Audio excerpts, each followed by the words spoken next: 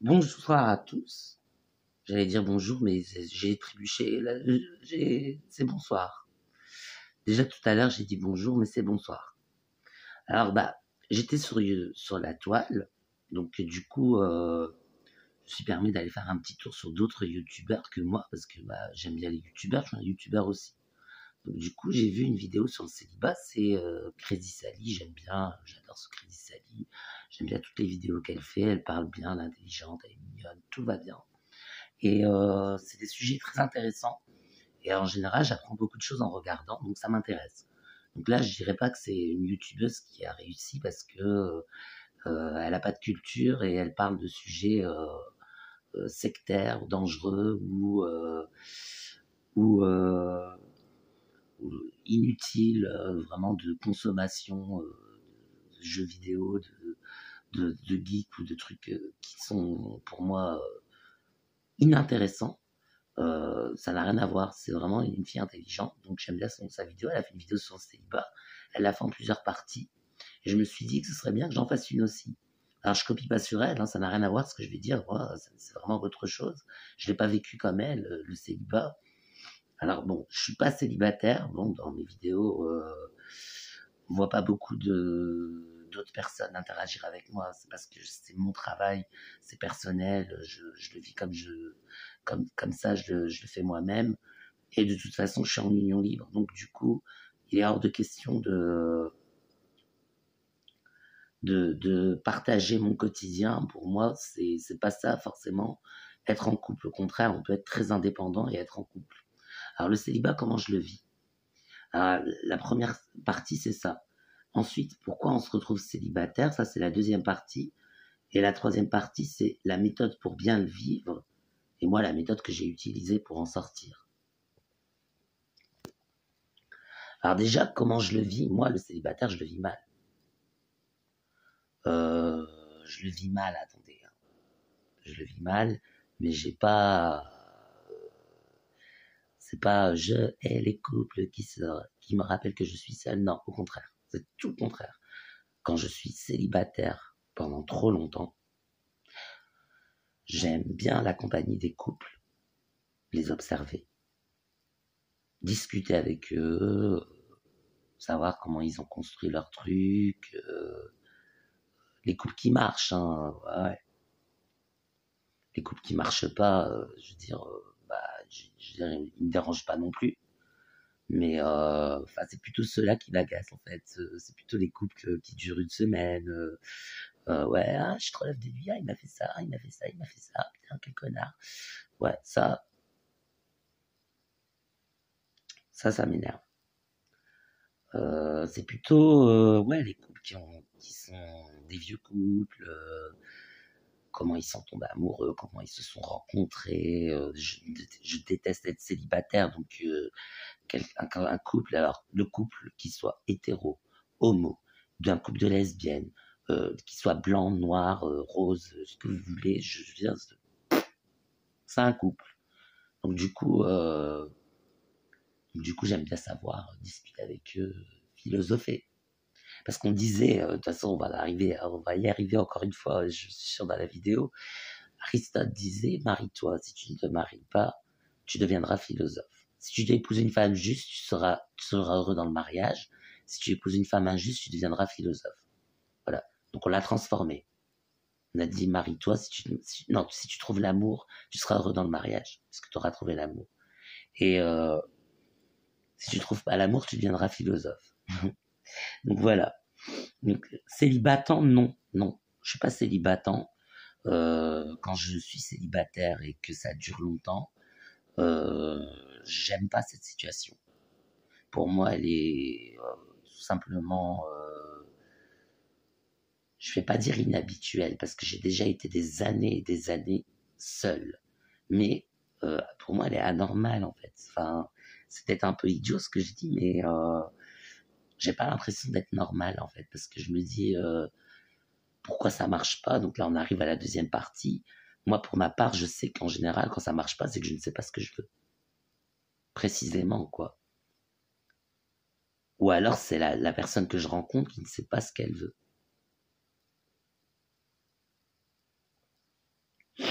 Donc du coup, c'est difficile. Soit on se fixe certains objectifs, je voudrais un mec comme ça, je voudrais un mec comme ça, je voudrais un mec comme ça, je voudrais une femme comme ça, je voudrais une femme comme ça, je voudrais une femme comme ça. Et il y en a trop. Je veux dire, j'ai déjà entendu des gens me dire, par exemple, c'est un exemple, hein, mais que leur future femme, la femme qu'ils aimeraient, qu'ils épouseraient, devrait avoir la même religion qu'eux, les mêmes opinions politiques qu'eux. Par exemple, des hommes me dire ça. Bon, j'étais célibataire, mais je veux dire, voilà. Ça, c'est le genre d'objectif que je veux dire, moi, dans ma tête, c'est pas comme ça. Je veux dire, j'espère, enfin, personnellement, hein, je le dis souvent, j'espère que la personne que je vais rencontrer, avec qui je vais me mettre en couple, ne sera pas parfaite. Parce que si elle sera parfaite, ça va m'agacer. Ça va me donner envie de la tabasser. C'est une personne parfaite. Donc, je préférerais quelqu'un d'imparfait. Quelqu'un qui a des défauts. Des défauts qui m'agacent peut-être, mais apprendre à aimer ses défauts. Avec le temps, les défauts, on peut les trouver mignons. Si c'est pas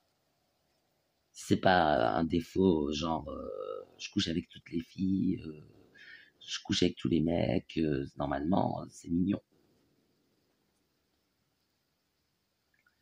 Donc là, on arrive à la troisième partie. Comment le vivre son célibat? Bah, en fait, moi, ce que je me dis le plus souvent, c'est que normalement, logiquement, c'est pour ça que je le vis mal. En général, quand je suis célibataire, ça doit être un choix. Un célibatant. C'est que la seule façon d'être un vrai célibataire. Un célibatant. Je suis célibataire, mais je veux dire, je veux rester célibataire, quoi. Je ne veux pas m'engager.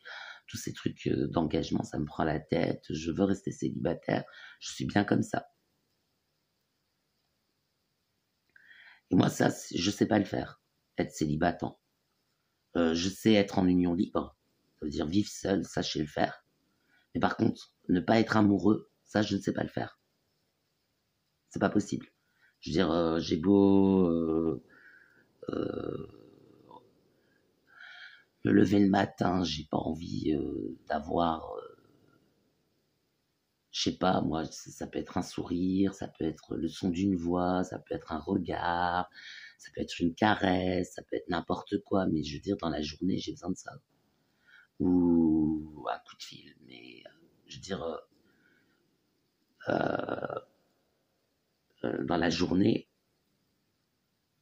il faut que je pense à quelqu'un, mais amoureusement. C'est pour ça que je peux pas être célibatant. Si c'est pas un choix d'être célibataire, c'est-à-dire célibatant, comme on dit, dans ce cas-là, il faut vouloir s'en tirer. Alors moi, j'ai pas de méthode, hein. Je veux dire, vouloir s'en tirer.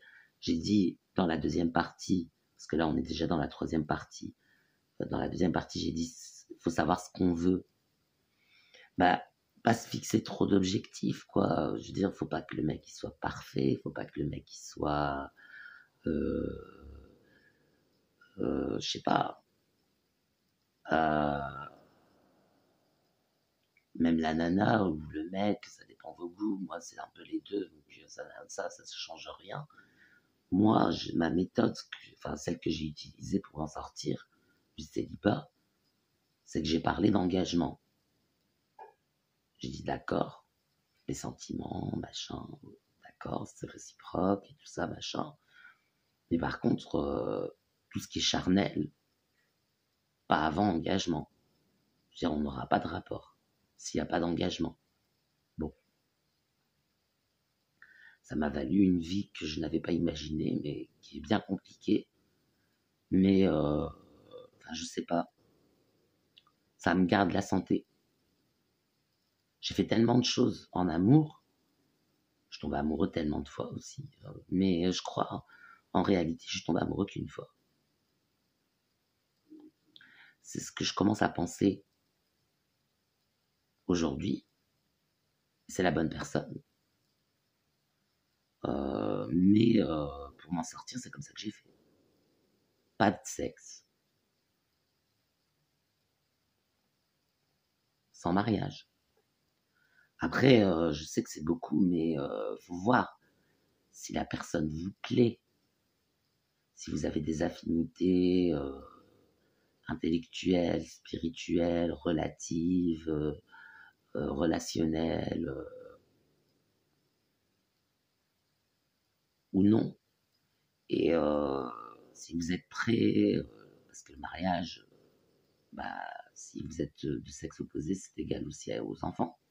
Donc du coup, c'est un engagement sur le long terme, c'est à vie. Un enfant, c'est à vie. Donc du coup, moi, c'est la méthode que j'ai utilisée. Maintenant, je dis pas que c'est la meilleure. Mais déjà, c'était un objectif. Être père, être marié, c'était des objectifs que je m'étais fixés. Parce que là, à ce moment-là, je savais exactement ce que je voulais. Je me disais, ouais, bah, c'est ce que je veux. Je voudrais pas faire ma vie. J'avais peur, en fait, qu'un jour je devienne un vieux garçon. Parce que j'en connaissais et ça me faisait peur. Et je veux dire, le démon de midi, tous ces trucs-là, ça me faisait peur. C'est pour ça que j'ai bien fait ma crise d'adolescence aussi. Parce que je ne veux pas en faire crise de la trentaine, quarantaine, trop dure. La trentaine, finalement, bah. Alors bon, là, je vous avoue, bah, c'est un petit peu la crise de la trentaine, parce que bah, je me réveille, j'ai fait beaucoup de choses, mais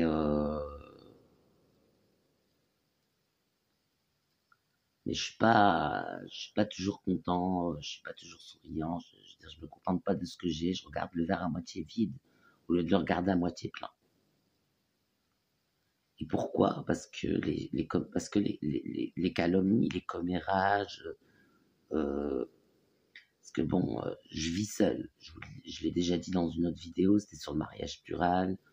Euh, les enfants sont avec leur mère et je suis avec un homme actuellement. Donc, c'est comme ça. Le mariage plural, euh, ça l'a fait.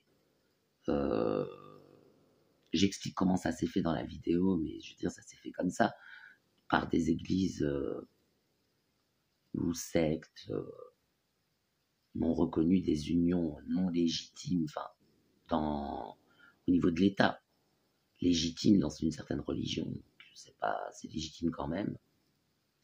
Mais au niveau de l'État, je veux dire, il n'y a rien d'officiel. Donc ça n'a pas dérangé les gens de s'engager dans une circonstance où c'est juste un papier à signer, et une cérémonie à célébrer, et c'est fini.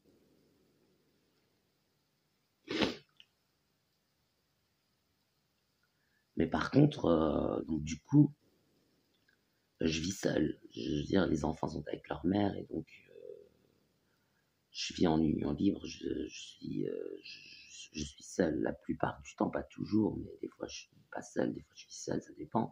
Et je veux dire, chacun chez soi. On a essayé la cohabitation, ça n'a pas très bien fonctionné.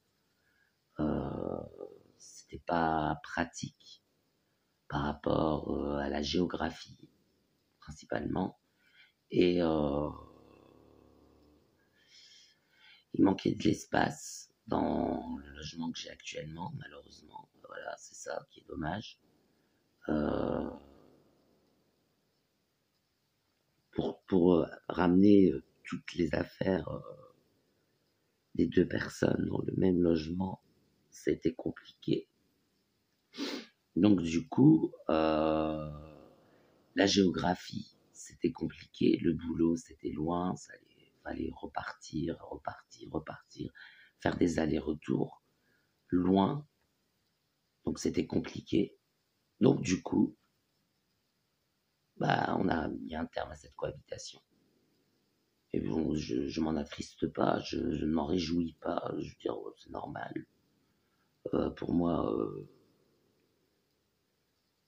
c'est quelque chose qui s'est fait dans des circonstances normales. Je veux dire, ça s'est passé normalement.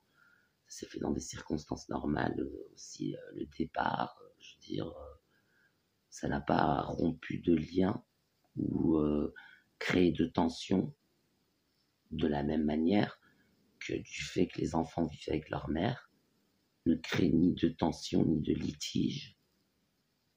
Il n'y a eu aucun litige nulle part parce que c'est des choix. Parce qu'on a fait des choix, c'est des choix qu'on a fait. Donc c'est des choix qui se sont faits. Mais les calomnies, le commérage font que quand on est avec quelqu'un qui est discret, déjà, on vous demande toujours, surtout pour 2 hommes ou 2 femmes, discrètes, qu'est-ce qu'il y a entre vous? Est-ce qu'il y a eu pénétration? Qui fait l'homme, qui fait la femme? Est-ce qu'il n'y en a pas un qui se fait des films parce que l'autre il branche des filles, il est hétéro? C'est toujours comme ça. Du coup, moi, personnellement, ça m'est égal ce qu'on en dit, le qu'en dira-t-on, parce que même si j'étais célibataire complètement, parce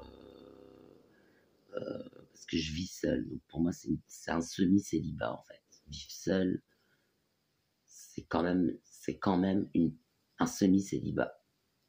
Parce que je suis pas seul officiellement, j'ai des unions derrière moi et des enfants, je suis papa, donc je veux dire, c'est pas, je suis semi-célibataire en quelque sorte parce que je vis seul. Et pour moi, c'est pas une semi-défaite, non, c'est une victoire. Mais le jour où je ne vivrai plus seul, sera une autre victoire. Parce que c'est quelque chose de nouveau. Ce sera nouveau, ce sera quelque chose de nouveau. Et donc, du coup, comme là, c'est la nouvelle année, bon, les projets, il y en a, j'ai plein de projets pour la nouvelle année. Et ne plus vivre seul, ça fait partie des projets. Honnêtement, je ne sais pas si je vais y arriver en 2020. J'espère. Mais pour tous ceux qui sont seuls et qui n'arrivent pas à trouver l'amour, ne vous sentez pas nul. Parce que moi, je suis resté des années célibataire, des années.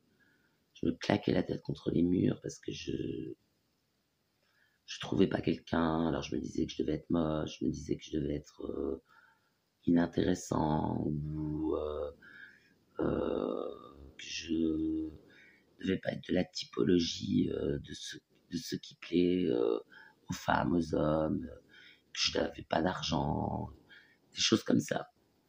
Bah non, en fait. Non. Être intelligent, ça peut aider. Parce que quand on a de l'argent, bon, on peut se trouver des personnes. Quand on est beau, on peut se trouver aussi des personnes.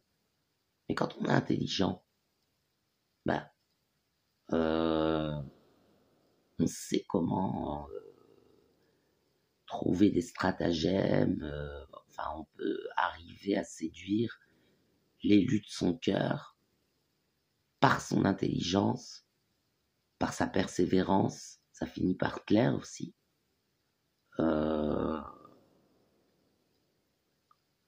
Faut pas mal le vivre, le célibat. Enfin, moi, je le vivais mal, mais j'aimais discuter avec les couples.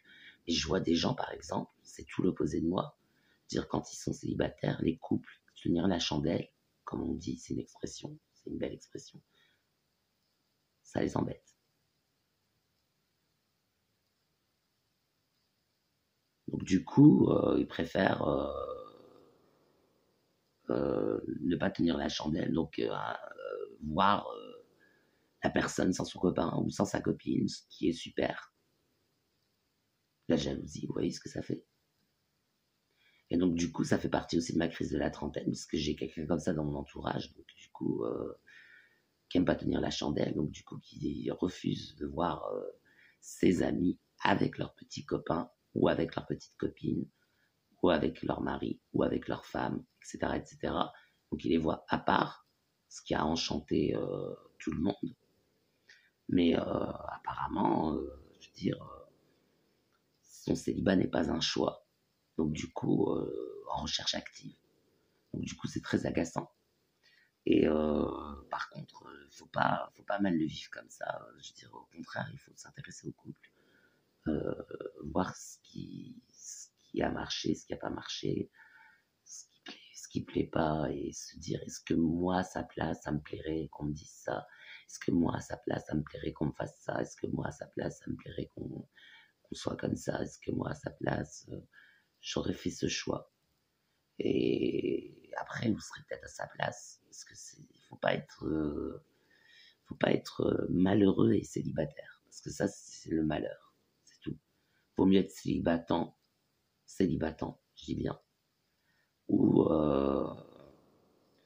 ou, euh, ou alors célibataire endurci, comme on dit, mais être bien dans sa peau.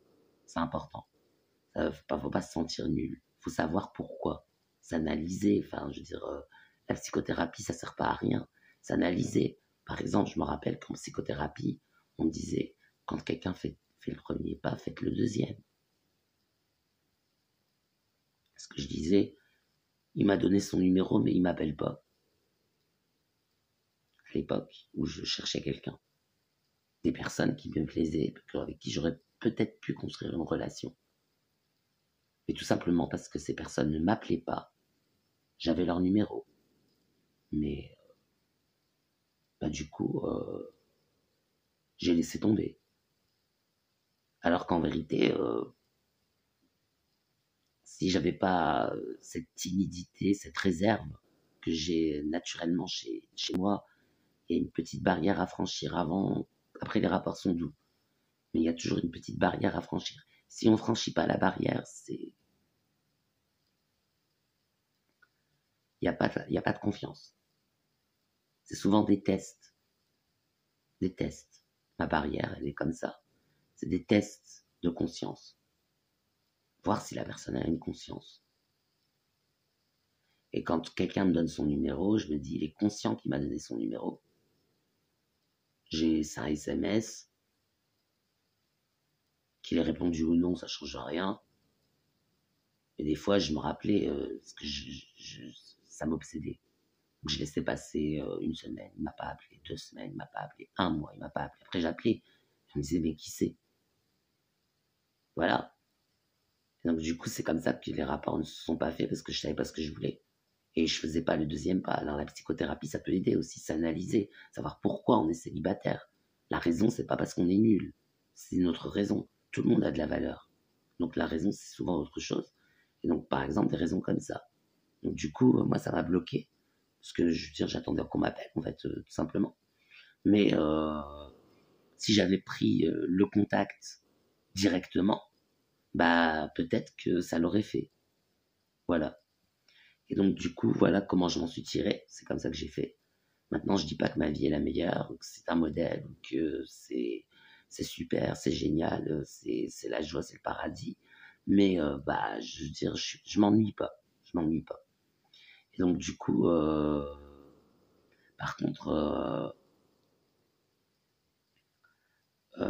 j'éprouve quand même aujourd'hui avoir atteint beaucoup d'objectifs, un fossé qui s'est creusé avec certaines classes de la société, euh, pas forcément classe sociale, mais classe intermédiaire, on va dire. C'est-à-dire les personnes euh, qui, qui ont abouti à quelque chose au niveau des études, mais qui n'ont abouti à rien au niveau administratif, social, familial et professionnel du coup, mais leurs études leur ont donné des chances que j'aurais peut-être pu avoir si j'avais été plus loin, mais moi, il y a ma maladie qui entre en jeu. Ouais, mais au niveau social, familial, administratif, relationnel, vécu, voyage, tout ça, j'en ai eu. J'ai eu des expériences. Et beaucoup plus qu'on ne le pense. Beaucoup plus qu'on ne le pense.